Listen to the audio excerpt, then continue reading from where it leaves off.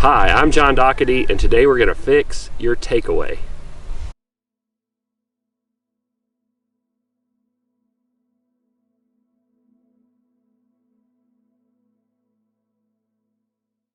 Alright, today we're going to fix your takeaway with some help. So I got an app hooked up to my cell phone in front of the camera and to my iPad. And this app is called Mirror Vision. Mirror Vision. And it's free, and all you got to do is download it on both devices, turn both devices on, open the app, and it'll connect. And you can watch yourself. So one of the big things when you're working with your golf swing that people struggle with is when they're practice swinging, their head is looking at their hands, their arms. They're not looking down at the golf ball.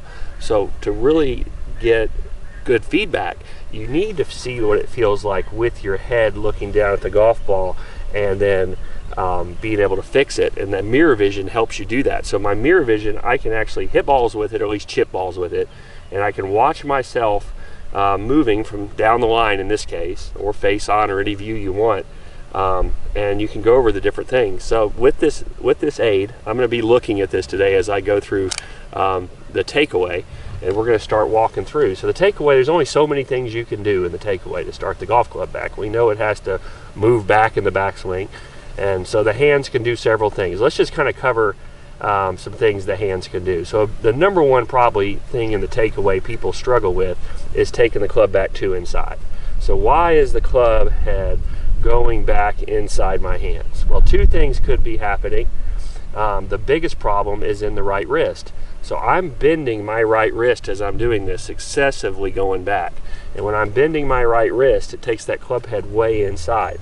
Also, the shoulders could be opening too soon. So you could be turning your shoulders too early in the backswing, causing the club to go inside. Now let's look at the opposite. It's a little rare, but taking the club dead out. So I'm not going to do anything with my wrist from setup. I'm just going to lift my hands and arms off my body. So I'm just moving them, very similar to chopping wood. So kind of moving them up and out, and you can see my club head is outside my hand. So what's happening there? Well, I'm not bending back my right wrist. I'm just lifting my hands and arms up in the air, and it's causing the club head to lift straight up and be outside my hands at on my takeaway or P2. Another thing you see people do is they'll take their original posture they have and they'll stand up. So what happens now is the club elevates really high into P2. So you can see that my P2 now, or my takeaway, the club's up near my belt line because I stood up. So if I stay down, now here's the one we're looking for. If I stay down, my P2 happens much lower over here on my thigh. Now how did I get the club to go right through my hands perfectly at P2? Well, we want to have the elbow connect to the torso from P1 to P2. From setup to takeaway, you want to have the right elbow connect as it moves towards the stomach. And when that happens, the hands will actually start to work inward a little bit. Now, if I do that with too much right wrist bend, watch how this goes inside at P2. Now I'm just going to use no wrist bend. Well, how did I get it perfect at P2 without any right wrist bend? I just stayed my exact same right wrist bend at address, the same degree of right wrist bend, and moved it to P2. Well, I connected the elbow from address to the torso, so the hands moved slightly in. Then I moved my right forearm around my bicep. So it stayed, my elbow stayed on my stomach, and my right forearm moved around it without any right wrist bend degree. So I just went there. Now you can see my club face is slightly closed. So you could even change degrees of closure through twisting the grip. Twisting it more closed, twisting it more open, and still be a perfect P2. And that's going to be kind of your preference to what kind of ball flight you want to have, or how much or how little you want to do with the hands in the golf swing. But so kind of some other points here we can look at is if I take it back just like I did with my right forearm fanning, but now I actually make my right wrist go flat. So if I flatten the right wrist going in the backswing, my club head's going to be out. So you see players that really kind of drag the handle back, meaning they keep their hands in front of the club head going back this way.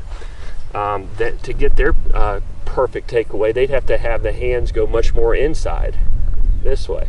So if I did that takeaway and just did subtle, it's going to be outside the hands. So there is a little right wrist bend. Well, how did I get that right wrist bend? If you set up at address with your hands over the golf ball, you're going to have a slight amount of right wrist bend. If you set up with your hands behind the golf ball, that right wrist bend is going to go away. So that's going to be more of that drag the handle going back. And with dragging the handle, that club head's going to be outside those hands more times than not, unless you take your hands way inside.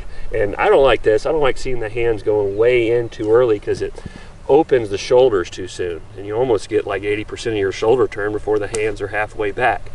So with this mirror vision, I'm going to take it back just perfect at P2.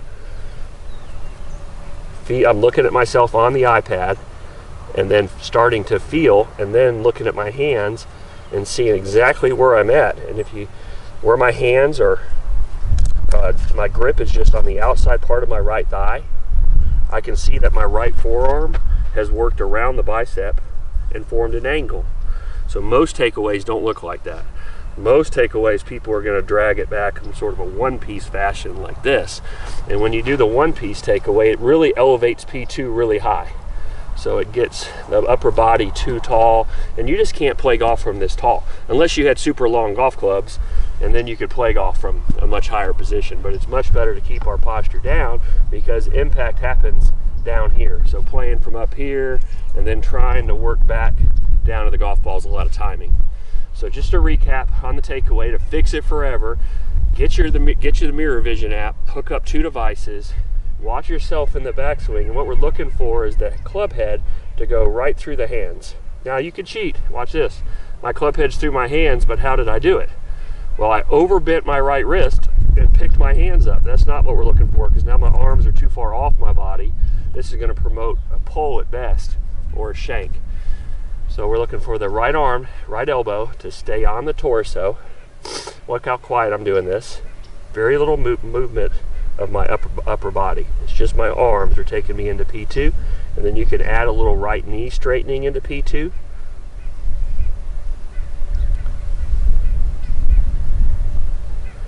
But really, the flexing of the right elbow, a little flexing of the elbow with a little fanning, gets that club quietly and perfectly into P2, and you'll never struggle with taking that club too much in. So that too much is going in here, because in this case my right wrist bend is opening too much. It could be my shoulders are opening too much this way. That's probably 99% of the bad takeaways are going to be an inside takeaway. Another thing we're going to get into in this Mirror Vision app in the next video is how this amount of right wrist bend affects the top of the backswing, transition, shallowing, steepening. So be on the lookout for that. Please subscribe and hit the like button. And I sure hope that this Mirror Vision, combined with some little tips on the wrist and the forearms, gets your takeaway fixed forever. Thanks for watching.